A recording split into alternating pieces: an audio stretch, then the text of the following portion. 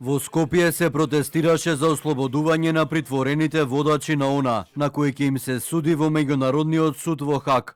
Плоштадот Скендербек во Чаир, преплавен со знамења на Албанија, Косово, САД и УЧК. Приодот до плоштадот под силно полициско обезбедување, а дел од улиците блокирани. Извиците УЧК и слобода за борците преовладуваа во текот на целиот протест.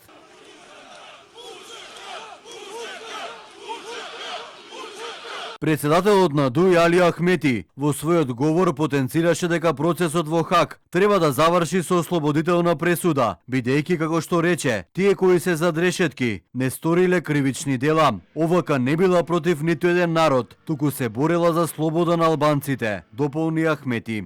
Денешниот протест не е насочен против државата Македонија, бидејќи овие што се наоѓаат пред овој суд имаат придонесено за стабилност и мир за иднина на оваа држава, бидејќи биле раководители на важни институции, председатели, премиери, председатели на собрание и со десетици и стотици договори ставиле подпис за една просперитетна Македонија, која не се плаши од ОВК и од овие луѓе со рани на телото. На протестот пристигнаа голем број водачи на ОНА од Косово, меѓу нив и Хазган Хаклај.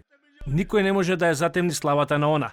Таа со својата крв потпиша најмногу слава во нашата историја.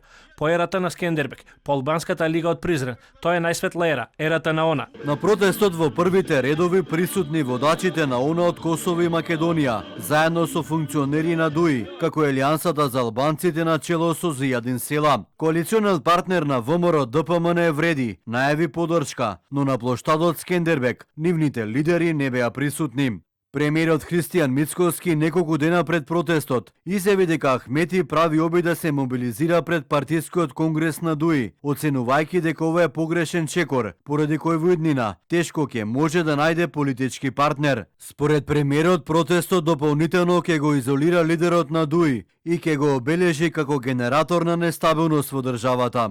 Денешниот протест го отежна движењето низ центарот на градот, но почна и заврши мирно без инциденти.